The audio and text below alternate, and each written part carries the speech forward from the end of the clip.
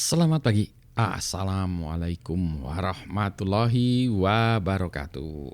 Berjumpa kembali dengan Budi Rajo di Padepokan Budi Rajo. Kita mulai dengan ngopi dulu. Bismillahirrahmanirrahim.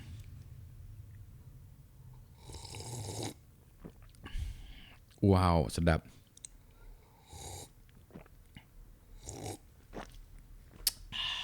Kopinya ini ulung W atau ulung W ya. Nah, ini selalu nggak bisa Arabica Bajawa dong, dari Flores ya, Bajawa.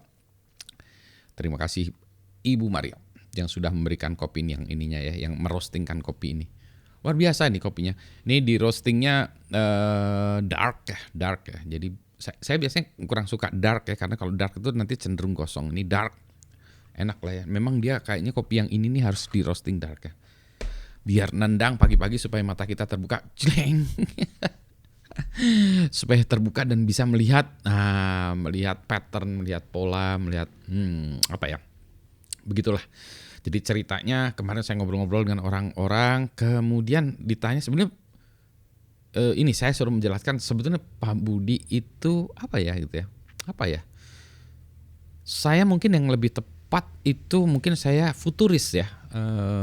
Orang yang ingin selalu mencoba menebak apa sih yang terdepan setelah ini apa gitu ya, dan melakukan sesuatu terhadap itu gitu. Nah, tadinya saya juga nggak melihat ini sebagai sesuatu hal yang penting gitu ya. Saya tinggal melakukannya aja ya. Tapi ternyata kok orang lain tidak melakukannya gitu ya. Jadi gitu ya. Maksudnya gimana nih? Contoh dulu by accident ya, ini by accident juga, perjalanan hidup itu kan by accident. Setelah kita lihat, oh iya dulu gitu ya. Nah misalnya saya memahami soal World Wide Web gitu ya, by accident.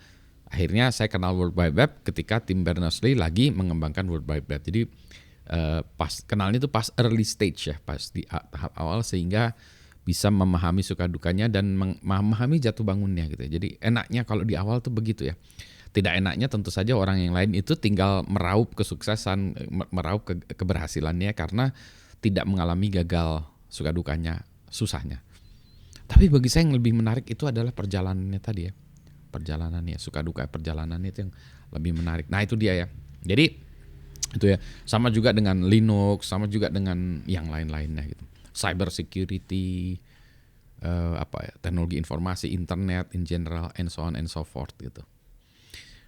Jadi kalau balik lagi, kemudian kalau saya menemukan sesuatu tuh, saya mencoba apa yang bisa kita lakukan dengan teknologi itu ya.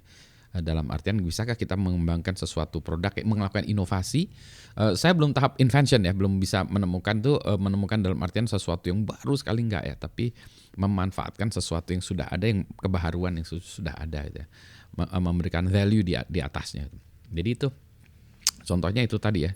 Nah sekarang cyber security sedang ya, tapi saya ada di dalam cyber security pun saya sekarang lagi senang lihat cyber threat intelligence ya, intelligence. Oh iya kayak gitu ya.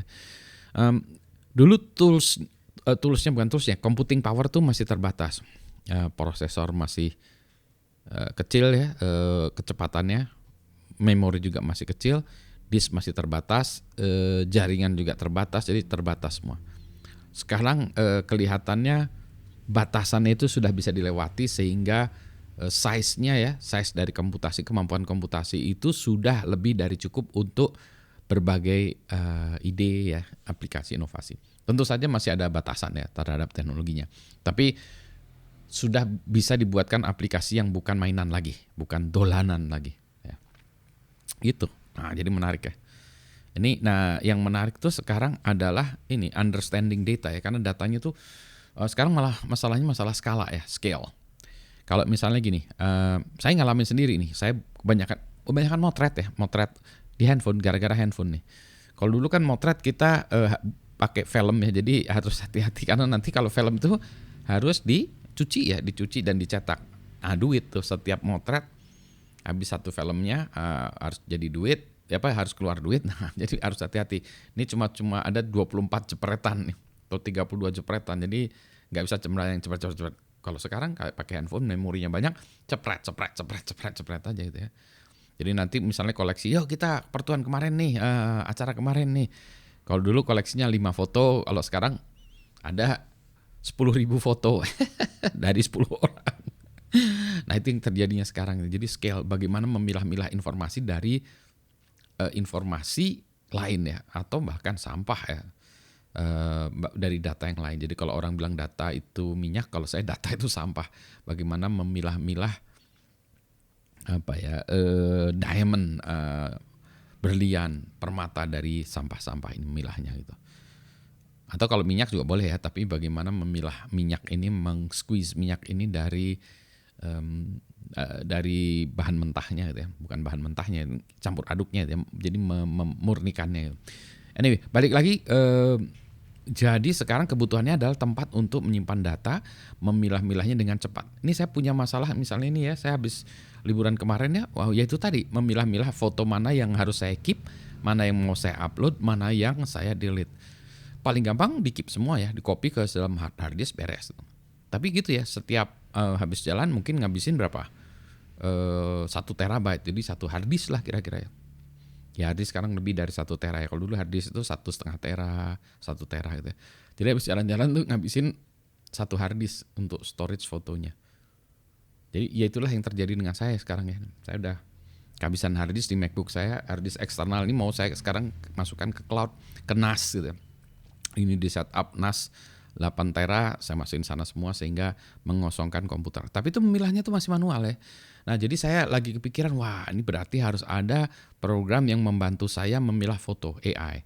Nah jadi saya akan mikir, kalau gitu saya akan membuat eksperimen ya untuk memilah-milah foto yang paling gampang aja, yang blur dan foto yang baik ya. Nah baik itu definisinya apa?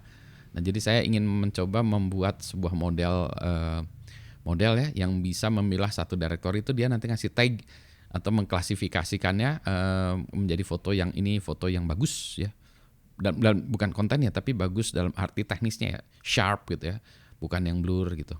Nah itu dia, nanti kita kasih batas ya, batasan mau keblurannya seperti apa. Habis itu nanti dipilah nih, ada 3.000 foto dipilah ke dalam directory blur dan bagus gitu ya. Atau mungkin nanti levelnya ada blur, agak blur, bagus, super bagus gitu ya. Atau 5 level atau apa gitu. Jadi membuat program untuk memilah foto-foto, atau bukan memilah ya, menandai foto-foto secara kualitas teknisnya. Nanti suatu saat juga bukan hanya suara kualitas teknis ya, tapi komposisi fotonya dia bilang nih mana yang bagus, mana yang enggak. Jadi dia membantu kita memilah itu serat gitu ya, 3.000 foto, jadi nanti kita bisa konsentrasi kepada 100 foto yang terbaik ya, yang menurut program kita, baru kita lihat mana yang terbaik ya. Gitu. Jadi ini PR mainan saya. Nah, siapa tahu ada yang buat startup untuk membantu kita memilah-milah foto tadi ya, membuat judgement terhadap foto.